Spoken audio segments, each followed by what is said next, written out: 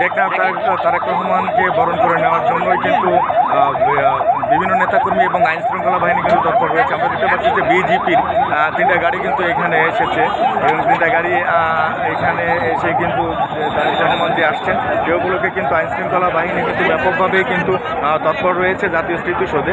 আমরা দেখতে পাচ্ছেন যে বিভিন্ন নেতাকর্মীরাও ও সেনাবাহিনীরও আমরা টহলরত দুটি গাড়ি আমরা এখন দেখতে পাচ্ছি যে দেশনায়ক তারেক রহমান আর কিছুক্ষণের ভিতরেই কিন্তু নবীনগর স্মৃতিসৌধে কিন্তু পুষ্প অর্পণ করার জন্যই কিন্তু আসবেন। আমরা যে নেতাকর্মীদেরকে দেখতে পাচ্ছি যে বিভিন্ন নেতাকর্মী কিন্তু বিভিন্ন ধরনের প্লে কার্ড হাতে নিয়ে বা ফেস্টন ব্যানার হাতে নিয়ে কিন্তু তারা স্লোগানে মুখরিত হয়ে উঠেছে এই জাতীয় স্মৃতিসৌধে।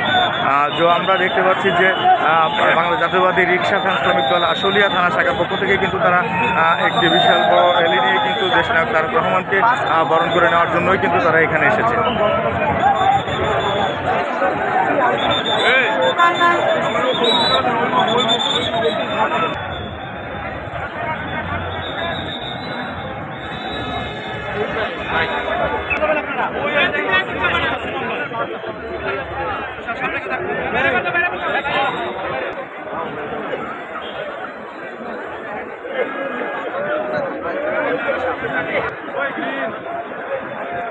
বিভিন্ন নেতাকর্মীরাই কিন্তু জাতীয় স্মৃতিসৌধে কিন্তু অবস্থান নিয়েছে